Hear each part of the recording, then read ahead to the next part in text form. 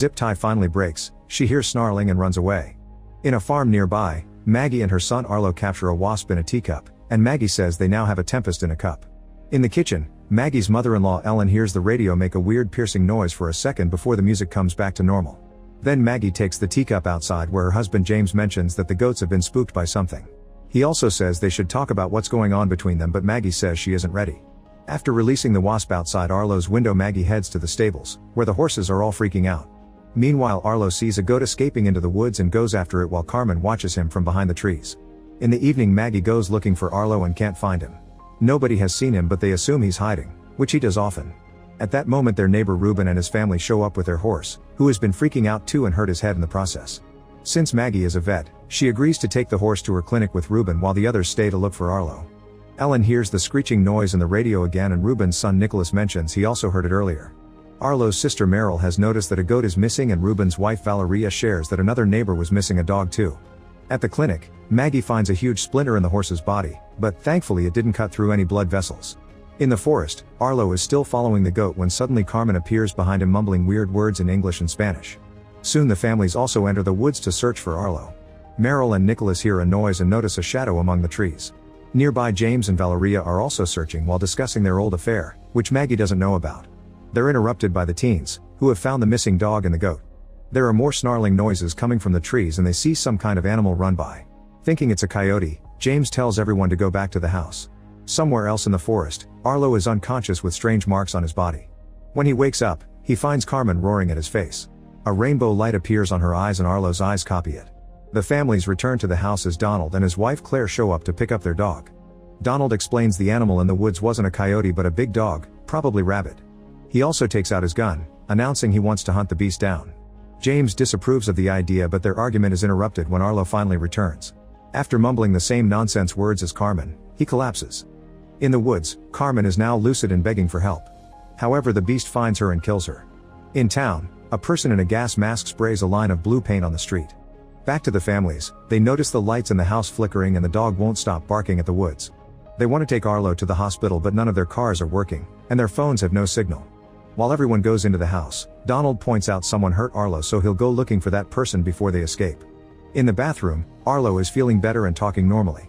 His wounds are minor and he doesn't remember what happened. Suddenly he says they need to go and starts repeating the weird words including murder maker. Then he tries to run away and bumps against Nicholas, causing him to hurt his head. Maggie goes after Arlo and holds him down until he passes out again. Meanwhile, James and Reuben are getting two horses ready to go to town for help when they notice a car on the road with the lights on. They run towards it and meet the masked man, who makes a gesture to make them freeze before pointing at the blue line on the ground. Then he holds up a board that says "Don't cross the line." James tries to explain the situation and ask for help, only for the man to take out a gun to keep them at bay. He makes a new drawing on the board that reveals the blue line as a circle surrounding the area. When James tries approaching him again, the man fires a warning shot. In the house, Arlo suddenly grabs some scissors to attack Maggie while repeating the weird words. She runs to block the door to stop him from leaving again. Then she disarms him and holds him until he goes back to normal. Arlo admits he's scared, so Maggie sings him a comforting song. As Arlo sings along, he puts a bunch of marbles on the floor and places an inverted teacup on top of them. After pointing at the word trap on a dictionary, he tells Maggie that the man in his head is telling them to hide because it's coming and it kills everything in its way. In the woods, Donald keeps on searching when he suddenly trips on something, which happens to be Carmen's body. He drops his gun in the process, and when he turns around to look for it, he finds the big black dog growling at him. Donald starts walking away slowly, but the dog chases after him anyway. They reach the area where his friends and the masked man are standing, and Donald goes through the fence to escape.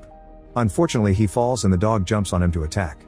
A fight ensues and Donald manages to throw the dog off, making him fall across the line. All the men watch in shock how the dog's bones start coming out of his body until he dies. The masked man puts his board up again, reminding them not to cross the line. James demands an explanation, but the masked man only writes "Don't trust anyone" and leaves in his car. At the house, Claire announces she's going home with her dog because she has a landline phone that should work. The men are on their way back and see her come out, so they try to warn her, but it's too late. As the dog runs away from the line in fear, Claire crosses it and her bones snap out, killing her in seconds. Donald tries to reach his wife and his hand starts losing skin, so the other guys have to pull him back. The next morning, Donald is still sitting outside staring at his wife's body. Inside, Maggie asks Meryl to look after Arlo while she discusses the situation with James. He wants to cross the woods to check on their neighbors the Navarros, and Maggie tells him to take Reuben, but James refuses. This causes Maggie to reveal she knows about James' affair with Valeria, which is overheard by Ruben. James admits it's true but insists that the affair is over and he loves Maggie. He also apologizes, but it's not enough. Afterward, Ruben doesn't tell anyone that he knows and gives Maggie a gun before joining James for the trip. They leave on their horses, and after just a few minutes of riding, they find a snake that crossed the line and died a gruesome death. Meanwhile, Ellen and Valeria cover Claire's body with a blanket while Maggie takes Donald into the house. She bandages his injury and gives him a medicine injection that was made for animals. Donald tells her about the body in the woods. In the rooms upstairs, Meryl and Nicholas find Arlo learning words from a dictionary. Nicholas asks Arlo who he is and Arlo replies that he is the Harbinger, while the real Arlo is asleep and resting. The Harbinger says they are trapped and grabs Meryl's hand, pulling as he insists they must hide or die. In the struggle, Meryl falls over and knocks a glass of water that spills over a rainbow drawing. Seeing the colors spread gives the Harbinger an idea and he says that they aren't truly trapped. He tries to take Meryl out with him but she doesn't let him, so Arlo wakes up to tell her she must listen to the Harbinger because the assassin is coming. After lots of begging from Arlo, Meryl and Nicholas agree to follow him into the woods, but Nicholas brings a knife just in case. The boy becomes the Harbinger again and takes them to a spot where the ground looks burnt up and animals are lying dead. He says this is mine and points to the sky, claiming that's where he came from. There's some rainbow-colored liquid on a rock and the Harbinger collects it in a jar. He explains it's poison, but he still wants them to drink it. If they drink just enough they'll be able to walk over the line, if they drink too much they'll die, and if they don't drink the assassin will kill them. Meryl announces they're going home and on their way back, Nicholas admits he's liked her since 2nd grade. Feeling awkward, Meryl changes the subject by asking the Harbinger to bring Arlo out. She then asks her brother about the entity's motives and he says the Harbinger is on a secret mission. Before she can ask more, they hear a car and run away. Outside the house, Ellen and Valeria are chatting and Ellen reveals she knows about the affair, so Valeria admits she's unsatisfied by the farmer's life with Ruben. At that moment, they see a van stop nearby and Lieutenant Olsen comes out. Ignoring the women's warnings, he crosses the line and says this is the easy part, but leaving it's the problem. Back to Ruben and James, they reach the Navarro's house and split to search the area. Ruben sees the dogs staring at the silo door and scares them off before going through that door. James finds the neighbors' dead bodies plus a pool with water before he enters the house, where he finds another body. Suddenly he hears something in the basement and when he steps on the stairs, someone drags him and pulls him down. At the same time Maggie goes into the forest to look for the body Donald saw and recognizes the woman as Carmen Navarro. At the house, Olsen tells Ellen and Valeria he knows what's happening and he's here to help. At that moment Maggie arrives and tells them what she saw, so Olsen explains his job was to find and isolate Carmen. He asks if anyone has come into contact with Carmen while she was alive and when he hears about Arlo, he asks to see him. While Maggie takes him upstairs, Olsen explains he's a policeman and part of a large task force made up of cops, army, and marines. All they know is that some kind of vibration is outside the line, which complex organisms like animals and humans can't survive. A suspicious Maggie wonders if Olsen's task force killed Carmen, but he swears he just got here. She doesn't believe him because she saw that Carmen had restraint marks on her wrists, so Olsen admits he lied and says the only way to survive is taking him to her son. Since she refuses, Olsen tries to attack but Maggie quickly knocks him out with her gun. Afterward the women tie Olsen up in the barn. Maggie checks his things and finds zip tie, so she's sure he's lying about his identity. While they discuss liars, Valeria realizes Maggie knows about the affair and swears it's over. At that moment Olsen wakes up and asks for Arlo, saying they're running out of time. After a furious Maggie leaves, Olsen tries to manipulate Valeria into believing he's here to help. They're interrupted by Ellen, who can't find the kids. Valeria wants to go looking for them so she leaves Ellen guarding Olsen with a gun. In the meantime Maggie rushes to her clinic and has a panic attack, so Donald shares comforting words and helps her calm down. In the woods, the kids come across a different masked man holding a sign that tells them not to cross the line. When he sees the jar, he tells them to hand it over but the kids refuse. The man then fights Nicholas and after some struggle, Nicholas stabs him while the jar falls and breaks. Meryl rushes to cover the guy's wound and removes his mask, causing him to recognize the Harbinger as the being that had been in Carmen. The man says his name is McNabb and swears he's here to help the Harbinger.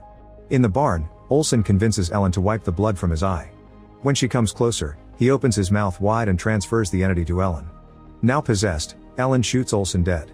Then he frees him and gets a wound on her forehead to make it look like Olsen attacked her. At the Navarros, the dogs are barking at the silo door again. Inside Ruben has found a tree covered in rainbow lights. At first he tries to ignore it, but eventually he gives in and reaches out to touch it. Before he can do so, a spider lands on his hand and the light immediately kills it. Outside, the dogs have calmed down.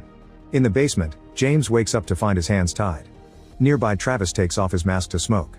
He can barely walk because he's wounded, but he still grabs his gun and asks James to give him a good reason not to shoot him. James tells him about Arlo and the line, But Travis explains it's impossible to tell who is a real human and who is an alien, so he shares his story. Travis had been a bartender working at a bar where McNabb was drinking. In his inebriated state, McNabb kept talking about some visitors from space and an invisible death trap. When the other clients laughed, he showed a scar on his arm to prove his story. Since McNabb was getting aggressive, the boss made Travis drive him home. During the trip, McNabb told Travis that the death trap had an incandescent power source that drew you in. Eventually Travis dropped McNabb home and stayed outside to have a cigarette, noticing some signs nearby with ominous messages. At that moment an orange car stopped for a second before speeding off again. Then he heard some weird noises in the house, so Travis went inside to check. He found a bunch of masks on the table and McNabb sleeping. Travis opened a drawer and stole a knife before McNabb woke up to point his gun at him. He quickly put it down though, saying he could tell Travis believed him. From then on Travis started to spend time with McNabb to hear more about these visitors, who came to Earth in meteors and took over human bodies. Some visitors were good, but others were evil. If a bad one showed up first, then a good one would follow to hunt it down. Soon Olsen joined them and taught Travis how to shoot a gun. He used their pictures as targets so Travis could learn to kill a friend if they became possessed. Olsen confirmed he used to be a cop, but he dropped out.